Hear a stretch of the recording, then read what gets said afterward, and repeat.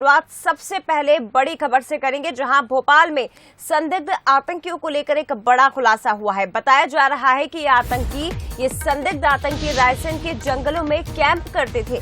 रायसेन के जंगलों में फायरिंग की ट्रेनिंग इनकी चलती थी।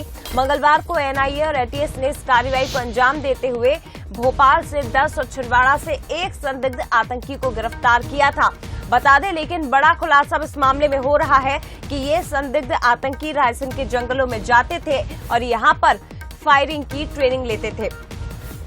गृह मंत्री डॉक्टर नरोत्तम मिश्रा ने भी इसे लेकर जानकारी दी है और ये कहा है कि भोपाल से 10 और छिंदवाड़ा से 1 संदिग्ध की गिरफ्तारी हुई। इससे पहले इन संदिग्ध आतंकियों को गिरफ्तार कर एनआईए कोर्ट में पेश किया गया था, लेकिन यहां से उन्हें 19 मई तक एनआईए की रिमांड पर भेज दिया गया है। अब एनआईए और एटीएस इनसे पूछताछ करेगी। इन संदिग्ध आतंकियों की गिरफ्तारी के साथ ही इनसे कई ऐसी चीजें, कई ऐसी किताबें बरामद हुई थी जिनसे ये समझ में आता था कि ये लोगों को भड़काने का, उनका ब्रेन वॉश करने का काम कर रहे हैं।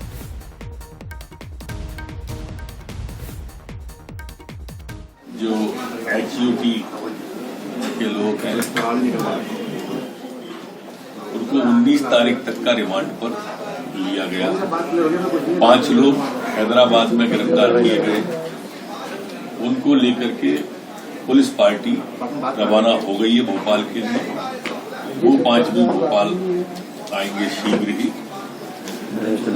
काफी जांच के बाद में इनका जो फंडिंग का मामला है उसकी भी गंभीरता से जांच की जा रही है कि फंडिंग कहां से इनको आ रही है। वो सारे बिंदु स्रोत देखे जा रहे हैं। जो रायसेन के जंगलों में ये कैंप करते थे,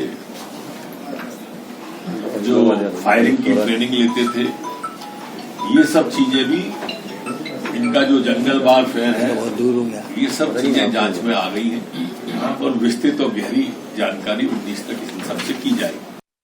देखिए, गृह मंत्री डॉक्टर नरोत्तम मिश्रा को आपने सुना, इस मामले को लेकर जानकारी दे रहे थे, लेकिन अब इन संदिग्ध आतंकियों की गिरफ्तारी के साथ साथ ही नए खुलासे इस मामले में हो रहे हैं कि आखिर कैसे ये ट्रेनिंग लेते थे और कैसे आम लोगों के बीच में रहकर ही इस तरह से लोगों का ब्रेन वॉश करते थे। महत्वपूर्ण खबर है, बताया जा रहा है कि रायसेन के जंगलों में इन आतंकियों को ट्रेनिंग दी जाती थी।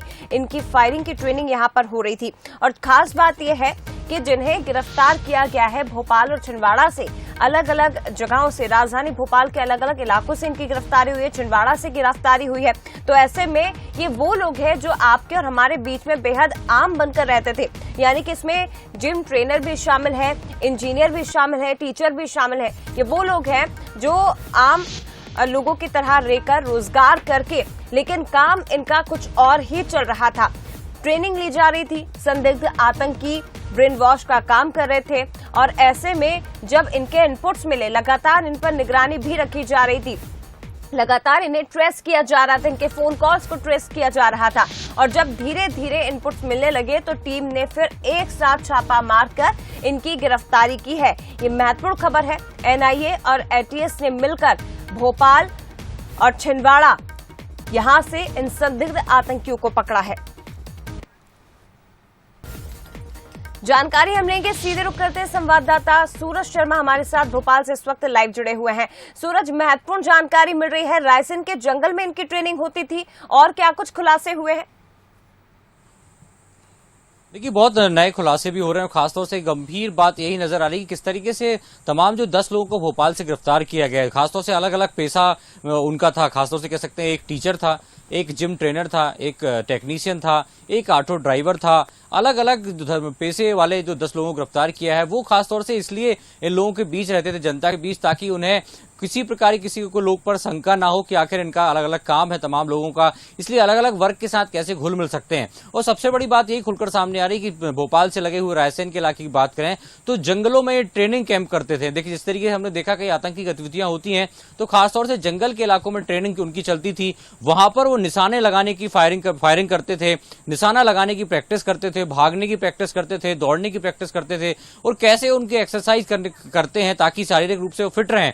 क्योंकि सरिया कानून लागू करने को लेकर जो साहित्य उनसे पास बरामद हुआ था और जिस तरीके से पूरा संगठन काम करता था, तो ऐसे में कई बार यदि हिंसक घटनाएं भी उन्हें यदि घटित करनी है तो उसको लेकर कैसे उन्हें तैयार करना है, शारीरिक रूप से, मानसिक रूप से यही ट्रेनिंग पूरी उन्हें रायसेन के जंगलों में दी जाती थी कि वो फिजिकली भी फिट रहें और यदि मौका आता है तो यदि गोलियां चलानी है, कोई फायरिंग करनी है तो कैसे उनका निशाना अचूक हो, ताकि असला बारूद जो है वो लिमिटेड उनको दिया जा सके और निशाना उनका ना चुके। इसको लेकर जंगलों में ट्रेनिंग कराया जाता था, कैंप लगाए जाते थे बाकायदा, ताकि उन्हें निशाना लगाने, व्यक्ति को गोली मारना हो, निशाने लगाने जैसी जो ट्रेनिंग है वो दी जाती थी। इसके अलावा ब्रेन वॉश कैसे लोगों को करना है ताकि देश में खलीफा और सरिया कानून को लेकर लोग धीरे धीरे उसको अपनाएं और मानसिक रूप से कैसे तैयार हों कि जब यदि कोई बात ऐसी उठती है तो वो भी समाज में इस बात का अपना पक्ष रख सकें। तो खासतौर से एक बड़ी सफलता एटीएस और एनआईयू को मध्य प्रदेश में मिली है। 10 लोगों की गिरफ्तारी हुई और 19 तारीख तक अभी पुलिस रिमांड पर है।